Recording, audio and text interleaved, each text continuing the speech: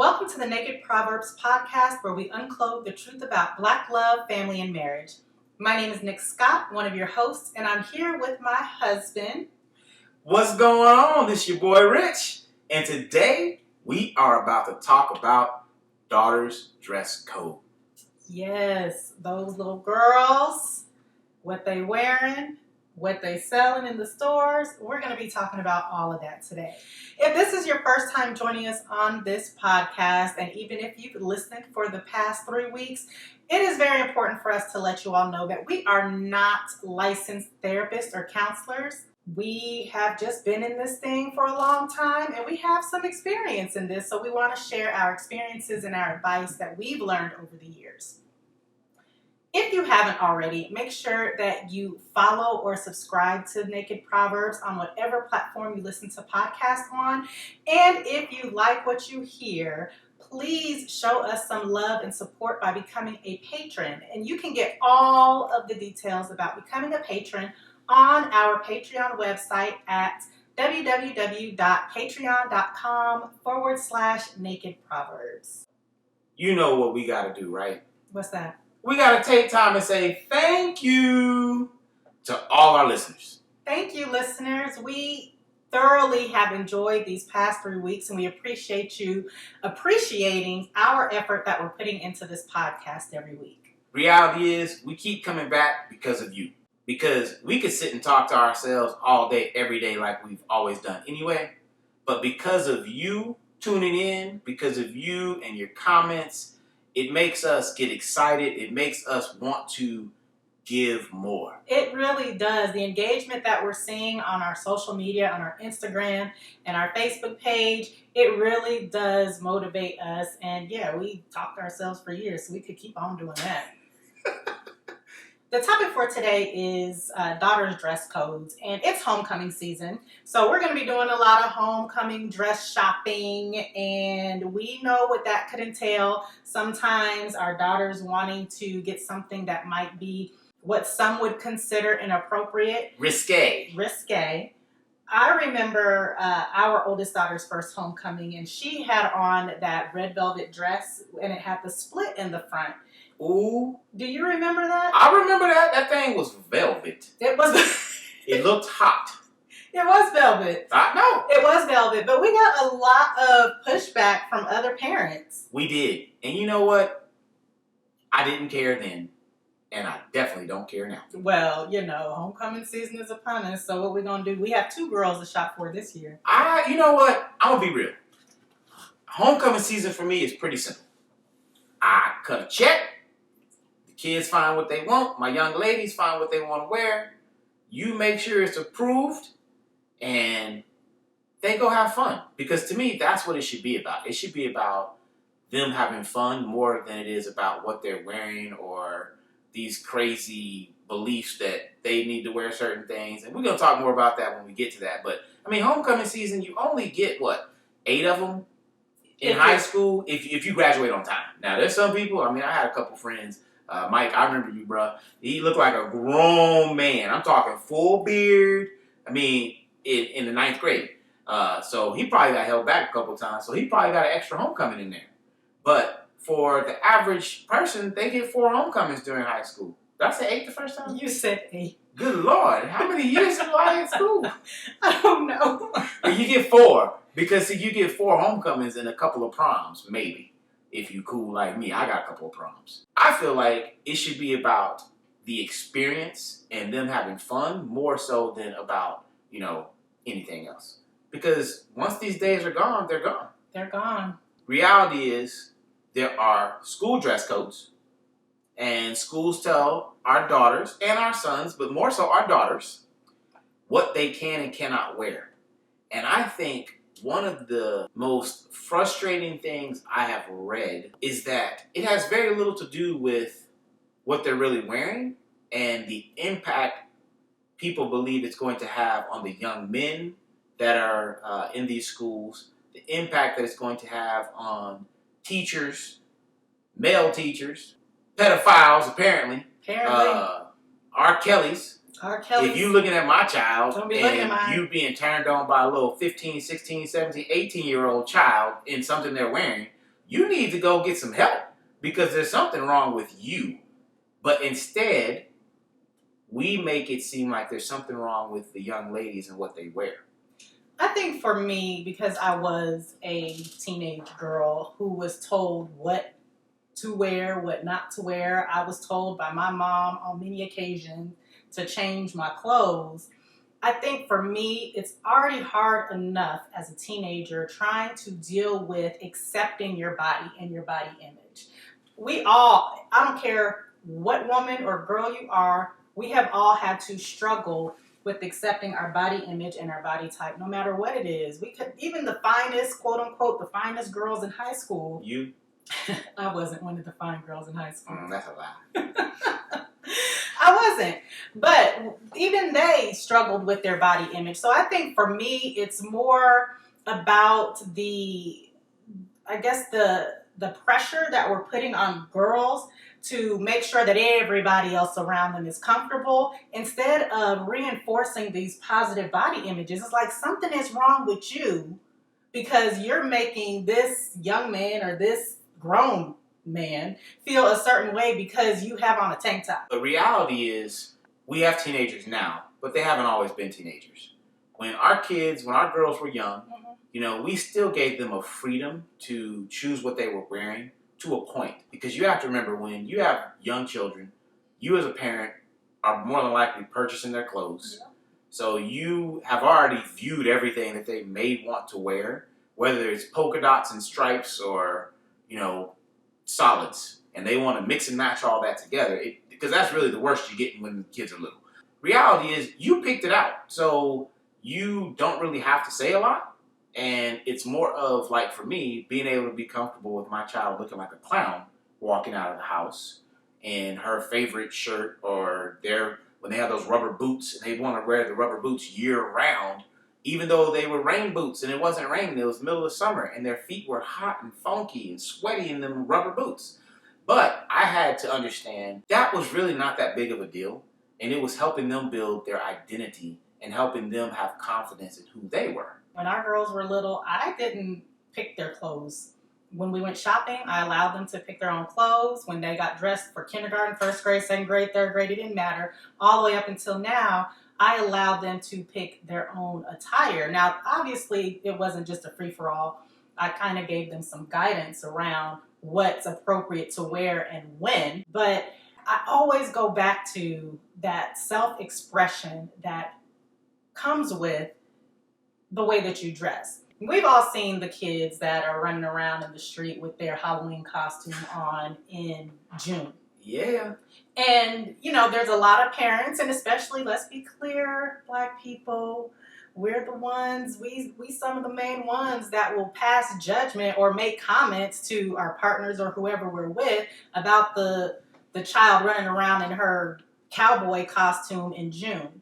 When in reality, I think it's healthy to allow your children to express themselves in that way. And when they're young, I think they don't have a lot of ways to express themselves. So what better way than something that's safe, something that you do ultimately control? Because, listen, my 5-year-old daughter wasn't wearing anything that I hadn't already purchased. Mm-hmm. It wasn't like she went to the mall, jumped in my car, and bought some clothes like she can do now. Mm-hmm. She was literally wearing things that I had already purchased. So sometimes I think as parents, we have to get over ourselves and allow our children to express who they are. Because children are free, and that freedom starts to get taken away from us the older we get. And then when we become adults, it's almost like we're these robotic, brainwashed people who just do whatever we're told to do or what we have been told to do, instead of allowing our kids that freedom of expression from the time that they're young all the way through high school. Let me back up just a little bit and talk about my experience and the images that I saw women in my family. My family, we're very expressive people, and there was not a lot of restrictions on what I saw my mother wearing versus my aunts and my older cousins. They had no problem expressing their femininity and or their sexuality with the way that they dress. I remember my mother wearing these leather pants. She always had leopard print. So it was never a real conservative type of dress. So of course, when I come of age and I start to buy my own clothes, I myself don't dress conservatively. I don't wear skirts to my ankles and turtlenecks up to my, what is this? Earlobes. My earlobes. I am very liberal with the way that I dress. So of course my daughters would want to be that way. And I think there is something to be said about just accepting who you are and again expressing yourself with your attire. But I think that there are still limits with that. Because, see, for me, I came from a very different environment. As I've mentioned before, I come from a very strong Christian background, and I grew up in the church. So for me, there were a lot of limitations that were placed on women, on what they could wear. When I was growing up, the women in the church didn't have fingernail polish on. They didn't have lipstick. They wore dresses that probably went to at least their knees. They probably didn't go to their ankles, but they went to their knees. And that's what I saw every day. So that was normal to me. So for me, when I went off to college in Atlanta, Georgia, and honestly, probably before that, because, I did go to school and I went, to normal places that people go, I saw women that were dressed all kind of ways. And I've never been one to pass judgment on anyone. So I just thought it was like, hey, it's kind of neat that they can be who they want to be. And it's not this cookie cutter or this environment where they've been told this is what you're supposed to do. Because I would say that even in the church, some of that has to do with men. It has nothing to do with women dressing provocatively. It has everything to do with men not being in control of themselves. So it's easier for them to say, we want you to dress a certain way because I can't control myself, or I've been taught I can't control myself. So the easiest way for me to control myself is to control you. So when it comes to dress code, even when our children were younger, I struggled with some things. When my little girls wanted to get their toenails painted, or wanted to wear lipstick, or when they became of an age that we allowed them to wear makeup. These were things that I had to look at differently than just the one-sided view that I had from growing up. And I think, though, for me, the most important thing has always been for me to teach my daughters that clothing, makeup, nails done, hair done a certain way doesn't make you who you are. It's a part of the experience of who you are, but it's not you. So be confident whether your hair is done or not. Be confident whether you have the newest, nicest Louis bag or not, because those things are nice. If you feel like you need to wear a mini skirt to attract a man, then you're missing something. Because your clothing shouldn't be what attracts anyone. It shouldn't be the thing that, people look at and they all of a sudden know everything about you, because they don't really know anything. So to me, it's like building that confidence to understand that it's a part, but it's not who you are. It's not who you are, but it helps to shape who you are. I think for me, the biggest thing that I want our daughters to understand is that there are appropriate settings for certain attire. Definitely. Right? So our daughter's homecoming dress with the split was appropriate for homecoming, but it's not appropriate for her to wear to the luncheon that we go to every year. You understand? So there's dress codes everywhere, and I also want to impress upon them that, yes, it is not up to us to make men feel comfortable with what we're wearing. Definitely not. However, you need to be aware with how you feel when you wear a certain thing, and if it makes you comfortable, that men are ogling at you, because for whatever reason, I don't know if this piece is left out of the How You Raise Your Son's handbook, but men, for whatever reason, feel like they don't have to exert any type of control if a woman walks by wearing a certain thing. It's not up to me to control you. At some point in this process of raising children and training children how to become respectable and respectful young women and men, somebody needs to sit down with these boys before they become men to teach them how to be a respectful young man towards women. And if you can't control yourself, your nature starts rising because somebody has on a V-cut shirt or they're showing a little cleavage, or even if there's cheeks hanging out. That's not up to me. How can someone teach something that they themselves have not lived? Because in our culture, things are so accepted from men, their behaviors, with the current movements that are going on, a lot of things are being brought to light. But there are a lot of things that even I myself can say, I did that, and I didn't realize what I was doing. Or I said that, and I never even considered how that made that woman feel. And, I was listening to the radio the other day, and they were talking about, is it okay to look at another man or woman when you're with your spouse? And long story short, the conversation was more about men staring at women that they see or find attractive, and to hear men and women making it sound like it's okay to literally just drool over people, over women, was kind of weird and offensive for me as a man to hear. Because all I could think about was, what if that were my daughter, or what if that were my wife? Would I want them treated like that? And unfortunately, this is a process that is not going to be a quick process, where we go from an environment of men looking at women and seeing them as eye candy, or seeing them as just this body, or just this beautiful thing, but being able to understand that they're human, that they have feelings and opinions and all these great things that make them who they are. And until more men stand up and say this and accept the fact that, we have some growth, we have some room for improvement, and until that happens, then there'll continue to be issues with school dress codes where young girls are being called out for wearing a tank top, but young men aren't. Where it's 95 degrees outside and you expect young women to walk around in turtlenecks and dresses to their ankles, but you're okay with boys wearing shorts and flip-flops or whatever the case may be. And I think that ultimately it requires adults and parents to change that.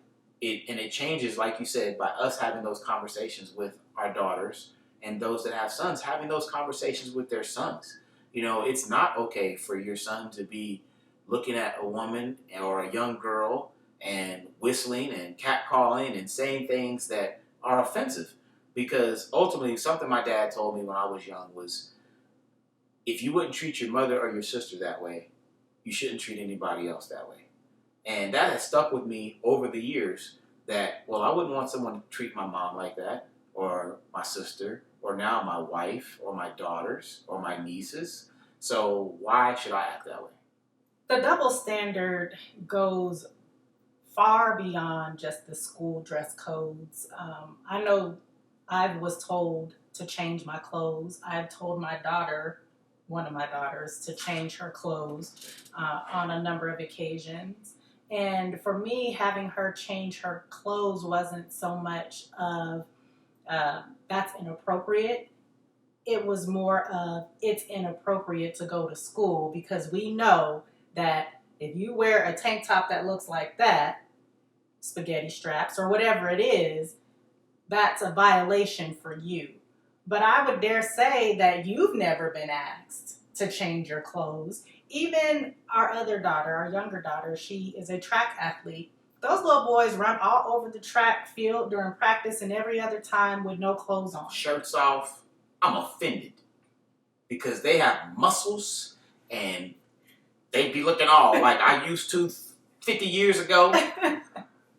I'm not 50, y'all. But, I feel like, just like a young male can be turned on by physical attraction, so can a young woman. Exactly. So while we're out here at track practice and you got your shirt off and you got the sweat glistening all on your body, my wife's sitting out here looking at me like, he ain't looked like that in a long time. I do not look at you like that. But seriously, it's that double standard. And to me, it's not just about clothing, but we focus on that. When we have double standards like that, when we are holding our young women to a different standard, we are creating separation that makes them feel something about themselves. That, well, I'm not saying my daughter should be able to run around the track with her shirt off. No, she shouldn't. Or in her sports bra, because I don't think that's okay either. But I think that there is a fine line that we must understand, that we can't hold our young men to a different standard and then expect things to change. We can't. With our daughters, though, like I said, when they were young, we kind of controlled a little bit, but we still gave them freedom. As they've gotten older, I would say, had to control more so, because they do have much more freedom. Our oldest daughter has had a job for a couple years, and she's had her own money, and she's gone out and bought stuff and snuck it into this house. And the first time I see it is when she's headed out to school, to work, to a date, whatever. And I'm like, whoa, where did this come from? Who approved it? And not while you're in my house. But it's got to be interesting for you as the father, because I think that, let's be clear, I'm much more liberal when it comes to their clothing and my clothing than you are. And to see our daughters grow from little babies to women. Our oldest is a woman. She has womanly things about her. So it's got to be like, oh my gosh, that's my daughter. I don't want to see her in shorts that short. No, or I think it was, how old were they when we said they could start wearing one or two-piece swimsuits? Like 13 or 14, somewhere in there. And I think for me, that was one of those large stepping stones for me, one of those large steps forward, and understanding that, first of all, you choosing to prevent your child from wearing certain things is not going to prevent your child from whatever you think is going to happen because they're wearing that. If your child wants to have sex, they're going to have sex, whether you have them tied up in the basement or you are more lenient about what they wear. It's not going to change that. That's not what stops someone from having sex. I always think of myself. I grew up in the church. I've said that a lot, right? Because I did. I left home at 18 and went to Atlanta, Georgia. I went from a house of two parents that raised me, to be respectful, to be all these things. But at the end of the day, I did a lot of what I did as a young teenager out of fear of the consequences from my parents, not because I ever thought about my choices. So I have tried to raise my children to be able to think for themselves. Because when I got to Atlanta, boy, I was bald, but I let my hair down and I lived my best life. I tried. Because there was no fear of my parents telling me I couldn't or I shouldn't. And I didn't have that filter to understand that my choices had consequences, because I didn't really grow up realizing my choices had consequences. I just made choices based off someone else's opinion. So my big goal, even in how my daughters dress, is that they can understand choices have consequences, and they may not always be positive. There's nothing that says you can't wear a mini skirt and your boobs out the first day of work. However, you may not have a second day of work. So understand that you can wear and act however you want in life, but that comes with consequences sometimes, positive and negative. You can't think that because you are open-minded that everyone you deal with is open-minded. I agree with that. I still go back to what I said earlier about our daughters, anybody's daughters, understanding how they feel. Because there are girls, there are women who do dress to get the attention of a man. They dress in that way. I know the way when I dress the way that I dress because it feels comfortable to me and I like it. And as long as you don't feel any type of way about it, I'm good. Like if I'm confident and comfortable in it and I feel like I look good, you feel like I look good and you're comfortable with me wearing it, because this is a different topic, but there are a lot of husbands that try to dictate what their wives can and cannot wear based on what they believe, or, coming from the male lens, how other men are going to look at them. But for me and us, if you don't have a problem with it, I'm good with it. I think you need to wear, what's that thing that goes all the way from the top of your head all the way down to you? A burqa? What's it called? A burqa. Burqa. Yep, I want you to wear burqas. You know I ain't wearing no burqa. And you know what, though? I've had to grow in my own views when it comes to dress code for my daughters, what is acceptable and what's not acceptable. And that doesn't mean that I accept everything. Our daughter tried to walk about this house the other day in a t-shirt dress that I felt was a little short and inappropriate for school after she had just had an issue with dress code at school the day before. So, I am not as lenient as you may be, as you said earlier, but I'm also more open-minded to understanding that my daughters, what they wear, as long as they're confident in what they're wearing, and as long as they are okay with what they're wearing, then who am I to say you can't wear that? Mm-hmm. Like, what is really my reasoning behind it? And I think that's the conversation I had to have with myself was, why am I saying that's inappropriate? Because sometimes it really is. And if it is, then you know what? Hey, look, I don't think that you should be walking out of my house with your booty cheeks out. Like, my kids know that's not, my girls know that's not an option. Mm-hmm. But that doesn't mean that when my daughter goes off to college next year that she won't choose to buy some shorts with her booty cheeks out, if that's what she wants to do. And as long as she understands and is confident in what she's wearing, who am I to say that you can't walk around with the booty cheeks out? If the government isn't going to arrest you or give you a ticket for indecent exposure, who am I to say that you can't do it either? And to me, it's like a woman can't be confident in what she's wearing because she also has to be concerned with how men are going to perceive her. And instead of us ever having conversations with our young men and our old men and ourselves about our behavior, we once again expect women to change what they're doing. And it's kind of a very negative thing when you stop and think about that no, we don't sit here and hold men accountable for catcalling and staring and drooling and having all these things that we say and do. Instead, we tell the woman, well, you shouldn't wear that. Or we tell women, you need to wear a burqa. Because we haven't been taught, and this isn't just a young man thing or a young boy thing, men have not been taught to control themselves. Because that's really what it comes down to, is a lack of self-control. So for me, I will always say that my daughter should be able to wear whatever they want. But like I said, I'm not so naive that I'm going to say you can wear whatever you want and that doesn't put you at risk, because it could put them at risk, because we don't live in a society that thinks like I do. We should, because it'd be much better. Yeah, it would. But we live in a society where men are allotted the opportunity to say and do things that are not appropriate. If your child is wearing sweatpants, jeans, or a bikini, if someone's going to take advantage of them, they're going to take advantage of them. If they want to have sex, they're going to have sex. Like, those things don't stop because of the clothing they wear. And the other thing that I do with our daughters when they want to challenge me about what they're wearing is, why do you want to wear it? Why? Why do you want to wear the t-shirt dress to school? Is it because it's cute? Well, it's got to be deeper than because it's cute.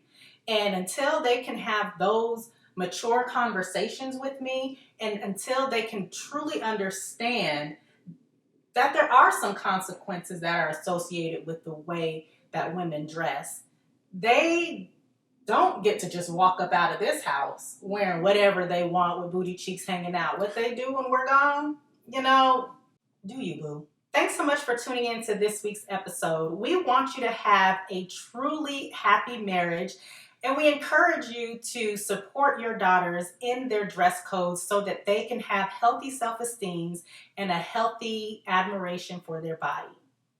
Don't forget to subscribe or follow this podcast on whatever podcasting platform you are listening on. Rate, comment, and share this podcast with your networks. And tune in next week. Talk to y'all next time. Peace.